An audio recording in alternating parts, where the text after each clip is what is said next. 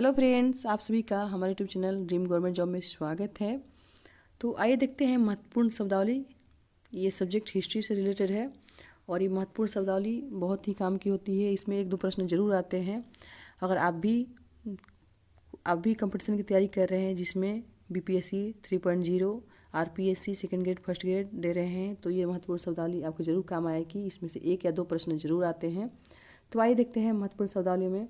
पुरंदर इंद्र को कहा जाता है, जिन्हें इंद्र को और क्या कह सकते हैं, किलों को तोड़ने वाला। पूरो यानी पूर किसे कहते हैं, किला यानी पूरों को तोड़ने वाला। षट दर्शन जो भारतीय दर्शन के 6 भाग हैं, जो भारतीय दर्शन के 6 भाग हैं, कौन कौन दर्शन है, जिसमें सांख्य दर्शन है और वैशेषिक दर्शन है और योग दर्शन है। तो ये सारे जो 6 दर्शन हैं उसके बारे में षट दर्शन बोलते हैं। तीर्थंकर आप सभी को पता है कि जैन गुरु को धर्म गुरु कहा जाता है। तीर्थंकर 24 तीर्थंकर हुए थे, जिसमें पहले आदिनाथ, जिसको ऋषभदेव भी कहते हैं, और 23वें आपके पार्श्वनाथ और 24वें आपके महावीर। इन तीनों के रिलेटेड बहुत सारे क्वेश्चन आते हैं, तो इन तीनों के बारे में डिटेल जानकारी जरूर प्राप्त करें। और तीर्थंकर जैन धर्म गुरु को कहा जाता था और जिन्हें आप जीवन नदी को पार कराने वाला भी कह सकते हैं। केवल तो कम आते हैं, लेकिन कैवल्य जरूर कहते हैं। कैवल्य मतलब पूर्ण ज्ञान की प्राप्ति। कैवल्य मतलब पूर्ण ज्ञान की प्राप्ति ज़्यादातर महावीर से रिलेटेड बताया जाता है। कैवल्य यानी आपको जो पूर्ण ज्ञान हो गया है उसको कैवल्य कहते हैं। जीन जब महावीर को 3 नामों से जानते हैं, जीन, निर्ग्रंथ और अहर्त। जीन मतलब होता है सभी इंद्रियों पर विजय प्राप्त करने वाला। अहर्त यानी पूज्य और निर्ग्रंथ यानी बंधन रहित। ये तीनों जो नाम है ये महावीर से रिलेटेड हैं। निर्वाण होता है जीवन चक्र से मुक्ति। निर्वाण मतलब जीवन चक्र से मुक्ति।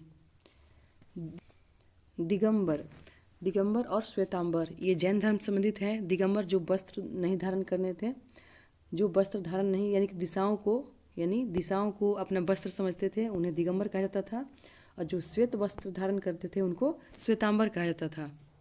ध्यान रहे, दिगंबर वस्त्र धारण नहीं करते थे यानी दिशाओं को अपने वस्त्र मानते थे, और श्वेतांबर जो श्वेत वस्त्र धारण करते थे, जिसमें श्वेतांबर के जो नेतृत्व किसने किया था, श्वेतांबर का स्थूल भद्र और दिगंबर का भद्रबाहु। 12 अंग, जैन ग्रंथों को 12 अंग कहते हैं। त्रिपिटक किससे संबंधित है? त्रिपिटक बौद्ध धर्म से संबंधित है। त्रिपिटक यानी 3 टोकरियाँ। त्रिपिटक टोकरियों कहा जाता है। त्रिपिटक यानी 3 टोकरियाँ। सूत पिटक, विनय पिटक और अभिधम पिटक ये बौद्ध धर्म से संबंधित है। सूत्र पिटक क्या है? सूत्र पिटक में जो बौद्ध धर्म के जो भगवान बुद्ध के शिक्षाओं से संबंधित है। विनय पिटक विचार नियम सूत्र से संबंधित है। और अभिधम पिटक ये आपके ब्रह्म से संबंधित है, दर्शन से संबंधित है। वेदिका स्तूप का जो घेरा होता था, जो स्तूप बने होते थे, तो स्तूप का घेरे को वेदिका कहते हैं।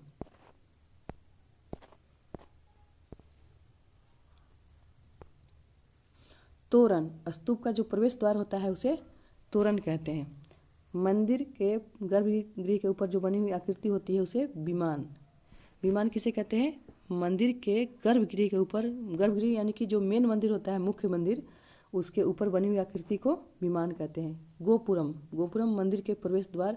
गोपुरम ज़्यादातर आपने दक्षिण भारत के जो मंदिर होते थे उनके बारे में कहता है। गोपुरम मंदिर का प्रवेश द्वार। ये उत्तर भारत में ये शब्द यूज नहीं किया जाता था, ये ज़्यादातर दक्षिण भारत में ये वर्ड यूज किए जाते थे। नागर शैली, मंदिर निर्माण की उत्तर भारतीय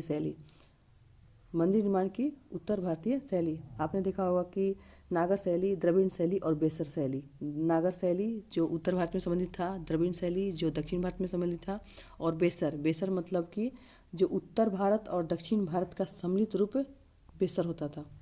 ये क्या है? मंदिर निर्माण की प्रक्रिया है।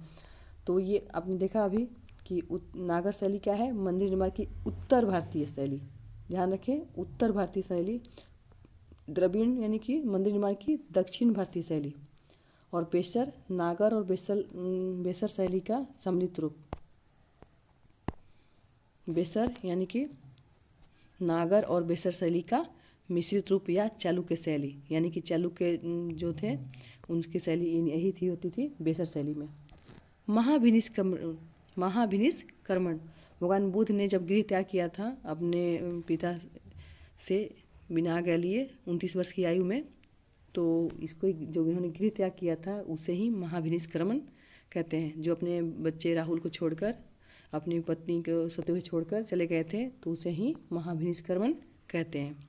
संबोधि, संबोधि यानी सच्चे ज्ञान की प्राप्ति, जब उन्हें पीपल वृक्ष के नीचे ज्ञान की प्राप्ति हुई थी उसको ही संबोधि कहते हैं। धर्म चक्र परिवर्तन, धर्म चक्र परिवर्तन भगवान बुद्ध द्वारा जो सारनाथ में दिया गया था पहला उपदेश, जो 5 भिक्षुओं को उन्होंने पहला उपदेश दिया था, कहाँ दिया था? सारनाथ। सारनाथ को ही ऋषि पत्तनम भी कहते हैं, सारनाथ को ही ऋषि पत्तनम भी कहते हैं।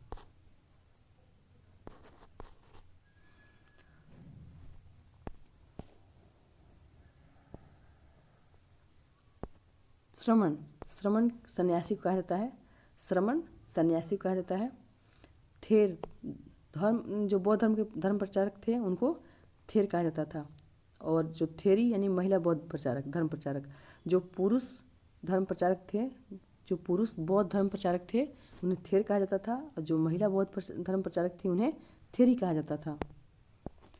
संगति, संगति यानी महासभा। आप सभी को पता है कि जो बौद्ध धर्म संबंधित थे वो 4 संगति हुई थी, 4 संगति हुई थी। इसकी एक ट्रिक है, 4 संगति कहाँ कहाँ हुई थी, किसके किसके काल में हुई थी? अका अक। इसका एक ट्रिक है अका अक। अ से क्या होगा? अजातशत्रु, का से कालाशोक, अ से अशोक और क से कनिष्क। और ये चारों की ट्रिक आपने, ये चारों शासक के शासनकाल में हुई थी, लेकिन जगह कहाँ हुआ था तो उसकी एक ट्रिक है। कौन कौन सी जगह पर हुई थी? रब पाक, रब पाक। र से राजगिरी, ब से वैशाली, पा से पाटलिपुत्र और क से कुंडलवन, कश्मीर के कुंडलवन में। तो ये संगति मतलब क्या होता है? महासभा। और ये जो बौद्ध धर्म संबंधित है, जो महासंगति हुई थी, 4 संगति हुई थी, तो ये कहाँ किससे संबंधित है? बौद्ध धर्म संबंधित है। संत चरित, संत चरित, जो संत या धार्मिक नेता की जीवनी होती है उसे संत चरित कहते हैं। बिहार यानी बौद्ध मठ, जहाँ बौद्ध धर्म के अनुयायी रहते थे, जिसमें उसे बौद्ध मठ में क्या बोलते थे? बिहार। स्तूप, टीलानुमा संरचना। स्तूप क्या होता था? टीलानुमा संरचना, जिसमें बुद्ध या अन्य प्रमुख बौद्ध गुरुओं के शरीर के रखा जाता था, उसमें स्तूप में ही रखा जाता था। आपने सुना होगा कि बौद्ध भगवान बुद्ध को भी शरीर के 8 अंगों को 8 जगह 8 स्तूप बनाए गए थे। तो ये जो ये क्या होते थे, जो प्रमुख बौद्ध गुरु थे उनके शरीर को स्तूप रखकर उनके हड्डियों को और स्तूप बनाया जाता था। चैत्य, चैत्य क्या होता था? पूजा स्थल। ये भी बौद्ध धर्म संबंधित है। 10 अवतार, विष्णु के 10 अवतार थे, जो 10 रूपों में जन्म होता है, और कहते हैं कि 9 रूपों का जन्म हो चुका है और एक कल्कि रूप में जन्म लेना बाकी है। तो विष्णु के जो 10 अवतार थे उनको ही 10 अवतार कहते हैं। गुहा मंदिर, गुहा मंदिर पहाड़ी चट्टानों को जो काट कर बनाए जाते थे। गुहा मंदिर यानी गुफाओं में जो मंदिर बनाए जाते थे पहाड़ी चट्टानों को काट कर, उसे ही गुहा मंदिर कहते हैं। संरचनात्मक मंदिर, ईंट पत्थर से जो मंदिर बनाए जाते थे उनको संरचनात्मक मंदिर कहा जाता है। फ्रेंड्स, अगर वीडियो अच्छी लगी हो तो चैनल को सब्सक्राइब करें, लाइक करें और ज़्यादा से ज़्यादा शेयर करें। ऐसे और भी वीडियो लाते रहेंगे। Thank you friends, bye bye.